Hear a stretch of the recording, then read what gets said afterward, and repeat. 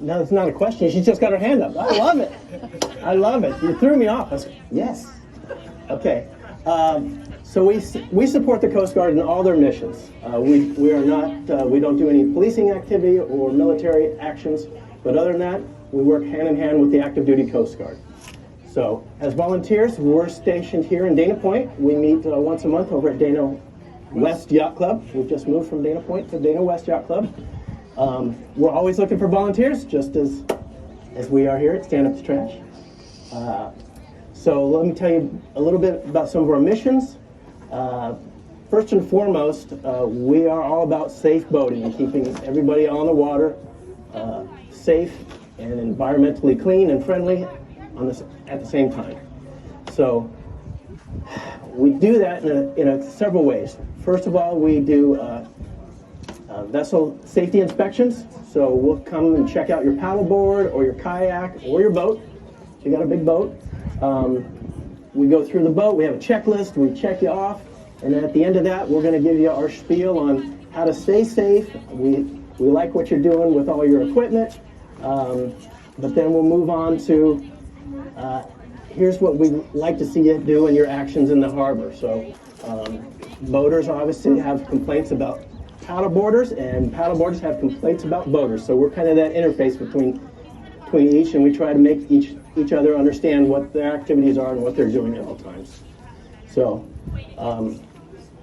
we also do partner visitation. So today I'm partnering with Vicki and Stand Up to Trash, and we're making a connection and we're becoming a team. So hopefully we can engage with you guys, work up on our environmental skills, as well as hopefully you can take back some safe boating skills at the same time. Right? We have several other missions today. Mark and I are doing a public affairs mission here with you, but that rolls into where we do big things like the Maritime Festival or the Festival of Whales, and that's just interacting with the public, and that's our gateway to the public, right? So we have a bunch of leaflets and flyers that our marketing department puts together, and all about safe boating, but on the other side, it's a lot of environmental stuff. So we've got Sammy the Sea Otter. This is an actual character that one of us is lucky enough to dress up as from time to time. And we'll go out to boat shows and just parade around as Sammy the Sea Otter, and then we can hand out all the information about how Sammy is safe on the water and how he's saving the environment as well. So I have lots of these. Please, kids, take your coloring books. Same goes Inky the Whale. We keep him up to date, keep him happy in the water. So please feel free to grab some of all this information. So when we do back to boating safety and the vessel safety checklist here, so every boat gets a sticker, or vessel, I should say. Could be your stand-up paddleboard or your kayak. We also like to label the smaller vessels. If your kayak or paddleboard or small dinghy got away from you or away from the beach, and you didn't notice it, if you kept it here at the beach and somebody was not kind and it took off out to sea, they would deliver a full-scale rescue attempt for an empty boat that's out at sea, right? So if we can make contact and put this on the vessel. Are you holding your hand up with a question? Yes, it is a question. Yeah. Asked what those stickers or emblems are. Yes. So I have a kayak. Should I have one of those? Yes, you should. You should come see me immediately after this presentation. Yes. So this is exactly why. If your kayak took off to sea, they would scramble helicopters, boats, in an effort to save somebody that's lost at sea, right? That's thousands of dollars. But this one little sticker going to save that effort, right? And save the person power to go and do that. So we're working on PA today, handing out literature and information. But it goes just well beyond that. So we have other partners. And so America's Waterway Watch.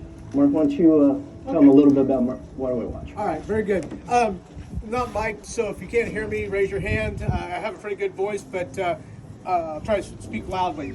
The American Marine Watch it's gone through some metamorphosis over the years. Basically, it got a big kickoff in 9/11. Everybody remembers still what happened at 9/11. We were then, as Americans, taught, hey, you see something, say something. Well, that has never gone away. As coastal people living along the waterways, what we can do is if we see something, we probably know the water better than anybody else and what's normal out there. What happens, which, somebody doing something, that's normal, that's not normal. That shouldn't be like that. That guy shouldn't be doing that. If that comes across, you can call us. No problem. You can call 911 and say, hey, I'm seeing something that's not normal. Last year, we had the narwhal here, big cutter that we have, and everybody went aboard, and while we were waiting for folks to go through, I started talking to the public and finding out people were really scared about getting involved. I don't want to give my name. I don't want to give my telephone number. That's fine. I understand that. More than probably anybody is because I don't want to be, I'll help, but I don't want to get too involved, in anything that's not in my wheelhouse. The Waterway Watch program allows you to aid us, help us, give us the heads up what's going on, and then become anonymous. Hey, I'm just giving you a heads up. I don't want to give you my telephone number. You're out. Done. Hang up the phone. You're good. They're going to want to know the location. Where'd you see this? So do your best to give. Okay, it's off of the point of Dana Point. Ironically, does everybody remember the news broadcast with the torpedo that was found in Dana Point Harbor just recently? The Navy torpedo that came up. Do you know that was reported through the Waterway Watch program to the Navy? So that's how fast that program elevates information. A lot of people want to make sure that they want to help, but they just don't want to get, drug into court and all that stuff. You don't worry about that. That's not what this program's about. This program's about identifying a problem and getting us out there. One of the big ones is obviously terrorism. Okay, that's a big one. The other thing is, hey, I see this guy dumping his oil, his 6 cars or his garage full of oil all over the ocean, and that stuff floats up on shore, doesn't break down. We've seen the oil slicks down in the Gulf. They don't break down. They end up on shore, affecting marine life. And one of the big things is, if we can prevent that by spotting it and calling the number that's on the back of these cards, it's not a problem. You can call 911 for these things. The problem is the 911 operator does have to get it to the sheriff, and the sheriff has to be dispatched out there. If you use the number on the back of the cards that we can provide you, they're free. You're basically calling the Coast Guard. It's a direct line to the Coast Guard directly. One of the big things I did want to point out, the vessel safety checks that we do also are free. If you don't pass it, don't worry about it. We'll come right, fix the problem, we'll come right back out and do the exam again. As long as you got the problem fixed, we're signing it off, and here you go, you're good to go. It's a really positive thing to have the vessel exams done and to know who to call when you're out there on the water. With that, Guy? Thank you, Mark. Appreciate it. Yeah, so, thank you. How about now? Now? Check me now. Working it. There it is. All right, I'm back. So the big advantage of this doesn't have to be, this could be a neighbor down the street dumping stuff into the drains, into the ocean, right? This doesn't have to be on the water. But you may not think, I don't want to bother 911 with that. It's not an emergency, right? This, whatever your issue is, they'll get you in touch or get in touch with the right people to handle the situation. It's kind of a catch-all. It's a catch-all 911, all right? Excellent. Some of the other missions we do, public education. So we set up training classes over here at Dana Point Yacht Club. So Wednesday nights throughout most of the year, we're teaching mariners how to become better at sailing their vessels, navigation, all kinds of things along those points. The state of California has recently mandated a California boater's card. So it's similar to your driver's license. If you're out on the water, you should have a California boater's card. And it's been slowly incrementing up. I think ages 55 and up are still exempt. And if you're below that, you should probably have your boater's card if you're going to be out on the water. Doesn't affect you if you go over here and rent a vessel. That's okay.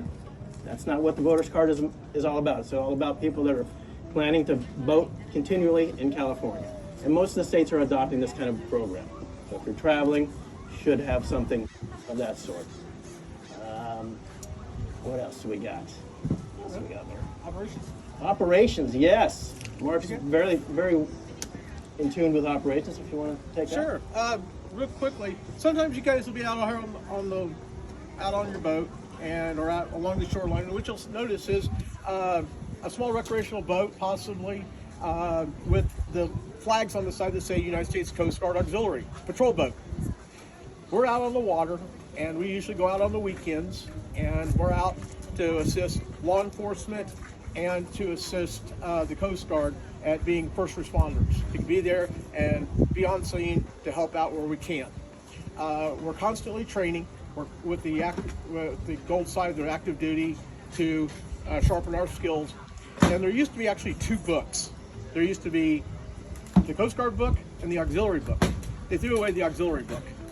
And now we train to the standards of the U.S. Coast Guard. So whatever it takes for the Coast Guard, we have to man up to it and be at that level. That includes not only on the watercraft, but we got PWCs, we've got a paddleboard program, and we have a communications program called the Radio Watch Standards. Radio Watch Standards usually, from pointing right, yep, there's the chart house. Just off to the side up there is where our communication center is. We roll in with a mobile unit. We'll set up in about 20 minutes, and we will have the overwatch from San Diego all the way to Sector Los Angeles, the entire out all the way out to past Catalina. And so if one of our boats is out, we can take the radio guard for them and be on shore.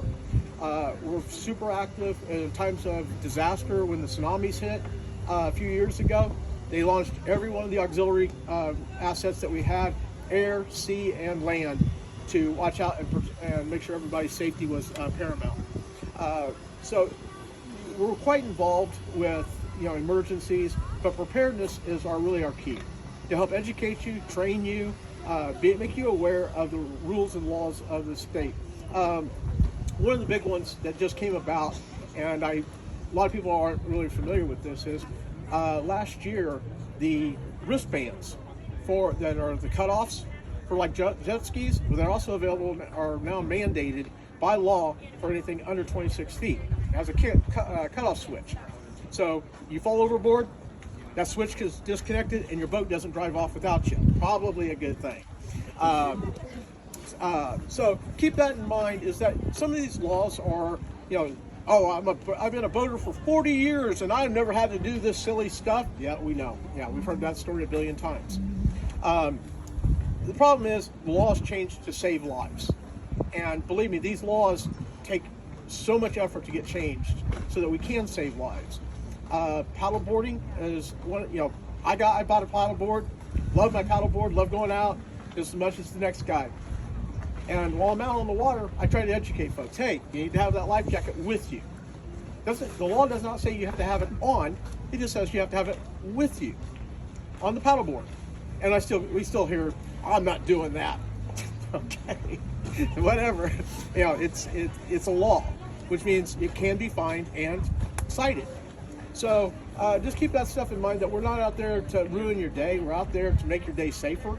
We want you to have a great day. We want you to come back and have more great days. We want you to come out with your kids and have a great day. We don't want to have to involve ourselves in a rescue. I believe Guy was on the vessel 2 years ago, right outside the harbor entrance here. Husband and wife were out kayaking.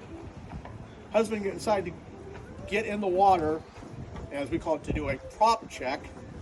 And while he was in the water, he didn't realize how cold the water was and could not get back in the kayak. Stuck in the water, flailing, get me in, get me in, get me in. So our patrol boat went over, helped him get in, and then the wife panicked. And we brought her aboard.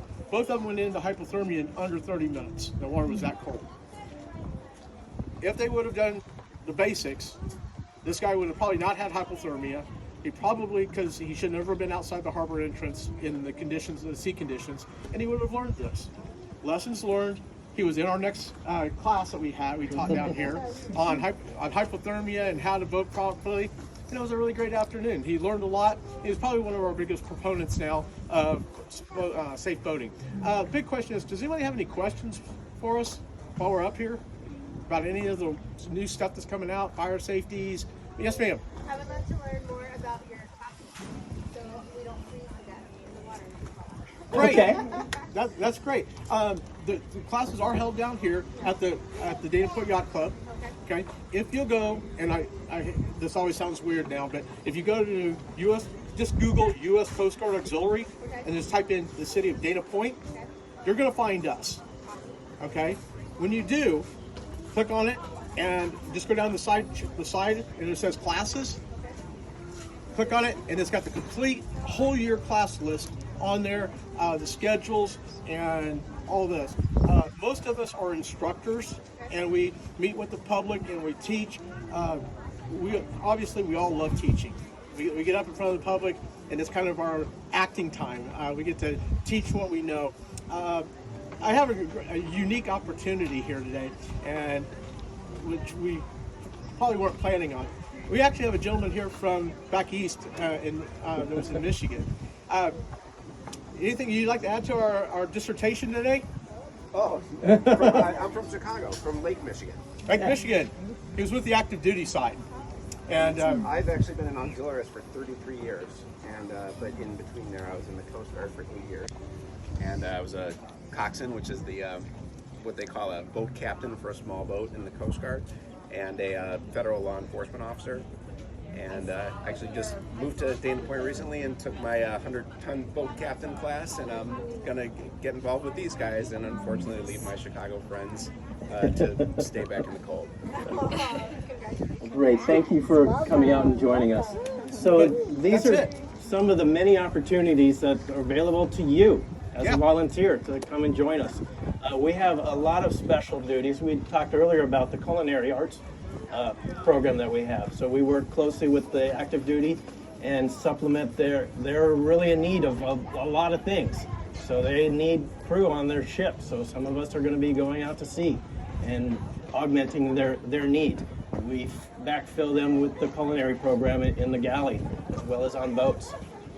We have auxiliarists, up and down at both poles doing ice cutting patrols. So the Coast Guard Auxiliary is as active and as fun as you want to make it. If you want to be involved, we'd love to have you. Thank you so much for having us today. We'd love to talk more to you guys if you're so inclined. Thank you again. Right over here at the table.